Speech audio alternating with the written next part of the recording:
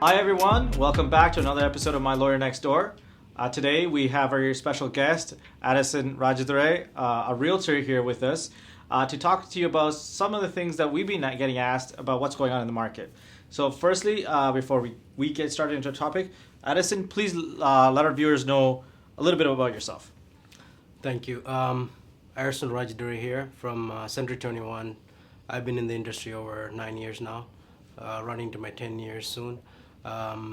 Very much have gone through two waves of real estate, I would say, in 2017 and as we are going through now.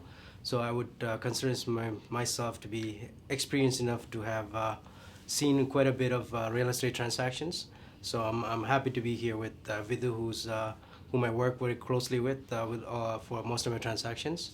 And I'm happy to talk to you guys about some of my knowledge that I've gone through over the last 9 years doing this as a full-time business. Okay, so one of the things that we get asked and we get tossed around here is, okay, this fact scenario is there's you either as a realtor have sold a client a house, or you've bought a client a house in this market, or like in the shaky period of market.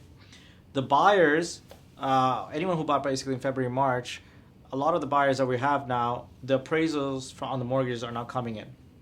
They're not coming in, so there's a shortfall. So let's say if the appraisal comes in $100,000 less, now the client is only going to get on the $100,000 less 80%, so they have to come up with their down payment, plus they had to come up with the extra $100,000 that they're short. So now there's a huge shortfall. And usually in the shortfall, you guys are the first ones to hear about it, and you guys are the first ones who have to deal with it before it comes to us. Yes. So for our viewers, there is another episode that we have by Jelani Asante, which talks about what lawyers do in that circumstance. But this is really with the focus on realtors and how they negotiate themselves. So what we want to know is, how do you take your client through, either first as a buyer and then as a seller, if an appraisal came in so low? What do you do to try and help the client maybe offset that, or to negotiate something? Like, what do you do?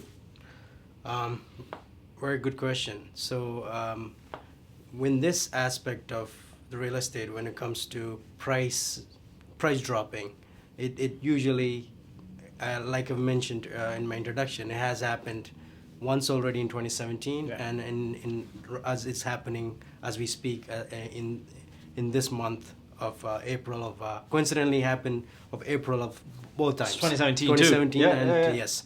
So what do we do normally in this case is, first of all, we got to deal with the emotional aspect of your buyer not being somewhat happy with the whole transaction, because obviously everyone wants to somehow point fingers at somebody, and then sometimes it's the agent. Fortunately, I've been fortunate enough to have clients who are well advised, or they're real estate investors over time that are well informed of these kind of things that may come up. So I have been in the hot water when it comes to this, but I have colleagues and other people who deal with first-time buyers or other buyers who have had to navigate through such market in 2017, and also I know some active cases as of today that some of my colleagues are dealing with it, where the buyers have bought into a property that are not meeting their appraisal value. Yeah. So what do we do in that cases? Usually, like I said, deal with the emotional aspect, get the client on board, understand that this was expected. And usually as an agent, you're supposed to make sure they're briefed about these kind of things prior to having enter into these contracts, because gone through it once, you got to make sure you don't make the mistakes twice. Yeah, especially if you're buying a house in February, knowing that everyone's alerting saying March is a rate hike, April there may be a rate hike, June might be a rate hike. I'm assuming it's your duty as a realtor, I would say, is to tell them, hey, all these things are coming up variables, and they may affect the price up or down, but just be prepared. Of course, that's the most important part. You brief them and let them know that you definitely have to be prepared for this, because as we have gone through this market from last year to now, we have been expecting this interest rate hike or the government to react to what was happening. Yeah. And as we expected, which I thought that came a little too late. Then They should have happened in October. You should have had and with the parsed it out. 100%. They would have controlled the price, Yeah. and we have buyers who have bought at prices at here Yeah. and here and here, and they're stuck for a number of years before this correction helps them back to where they can resell and move forward. Yep. So going back to your question, what do we do? How do we navigate through? So we prepare the buyers and then there's a negotiation part where that we have to get into with the seller's agent if I am representing the buyer. And in most cases, this does not transfer into a successful transaction when it comes to the price reduction, that the answer that you're looking for. And it does eventually come back to you guys, where you guys deal with the mess.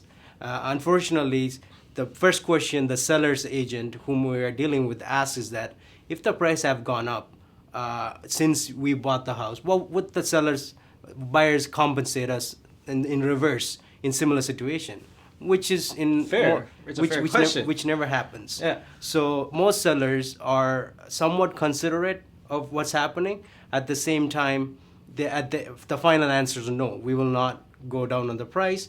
Yes, there are some exceptions where I've witnessed it happen, where the seller takes into consideration the buyer's situation. Either they're first-time buyers, that they have no more money to go forward toward, and then this is the only option if they want them to close the property, and they somehow meet halfway or give some sort of incentive for this buyer to close the transaction.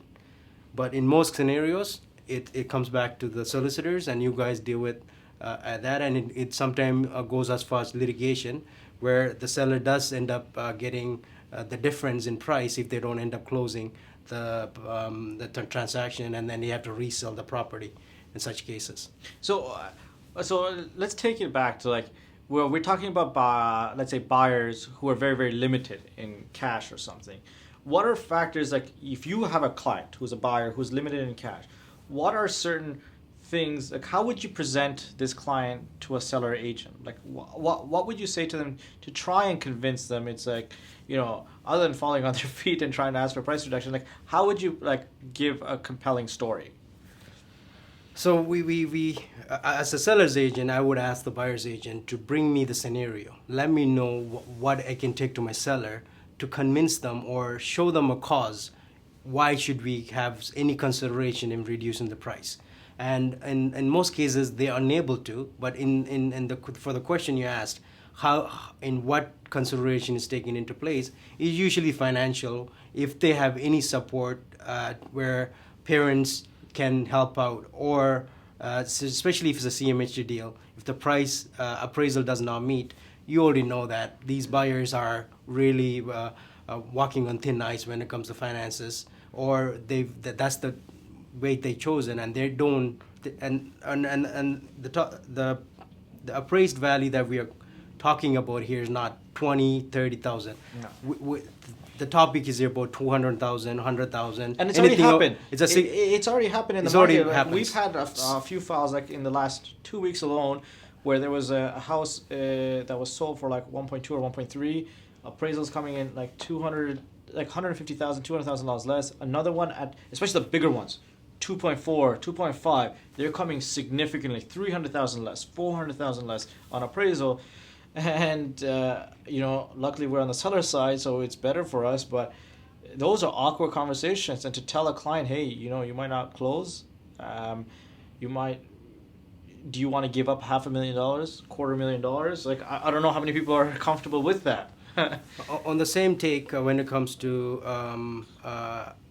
who's the buyer, sometimes does have a very good weighing in seller's consideration. For example, if the buyer is a professional, or example, if it's an agent buying another agent's property, or an agent buying a regular seller's property, in that case, you almost never get an exception, because they hold you to a bigger accountability than a regular buyer. Yeah. For example, I myself in 2017, when I bought one of my investment properties or my own property, the market was going very well, and all of a sudden Kathleen Wayne makes that announcement in April, and the property that I had bought in March drops in $150,000 by the time my closing hits in August, and I had a long closing.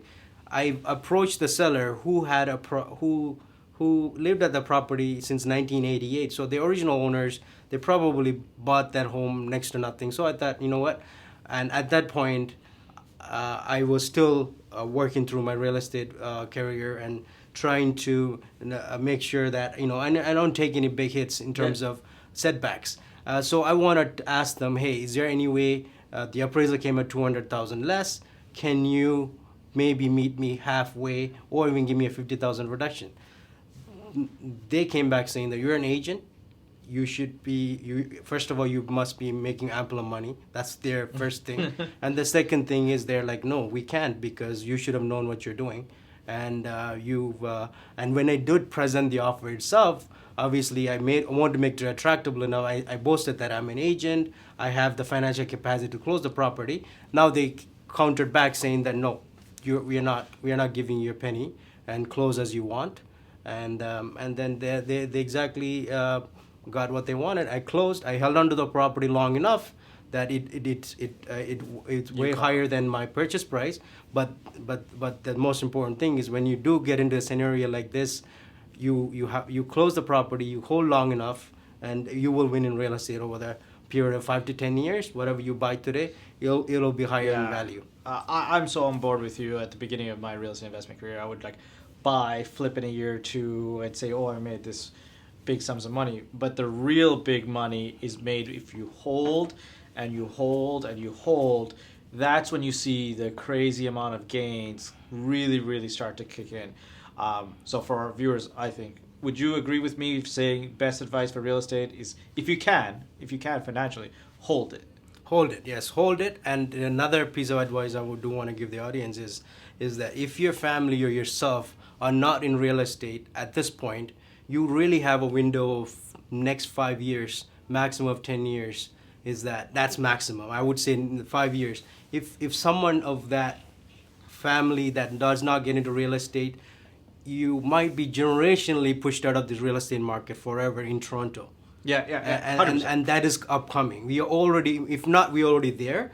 But if you're going to ask an average buyer to get into a real estate market in another 10 years, who does not have a first-time property, and this is the first one they want to buy, good luck coming up with $500,000 year, 20% down payment, because I expect our average price to hit 2 million, 1.7 million, whatever the case is, in the core of GTA in 5 years and onwards. Well, in April of 2022, with the time of this recording, today, I think on the Toronto Star or Globe and Mail, a report came out that said that the cost of an average condo in Toronto, 1+1 condo, is $810,000. So this is an average condo. We're not even talking about like condo townhouses, model townhouses, like freehold townhouses, let alone the detached. Like, that's a different world. So if we're already at 810,000, like, come on, like in 5 years, it's gonna be over $1 million. So generational wealth in Toronto is built through real estate for the most part, based on my personal experience over the last 10 years. So if your family does not get into real estate over this period, it's really unfortunate that it's going to happen where you will be left out for forever. Okay, Arasan, that's very useful information and very timely information and experienced information. And I want to thank you for sharing your knowledge with our audience. Thank you. And I want to thank you for taking the time out of your busy schedule to come out onto our channel, My Lawyer Next Door. So if you have any further questions for Arasan, please write to us in our comment section below or email us. And we will make sure we share all of Arasan's contact information below. So if you ever want to reach out to an experienced real estate agent and you think you could vibe with him, you could contact him and see how it goes. So, from My Lawyer Next Door, thank you, and we'll see you again in the next episode.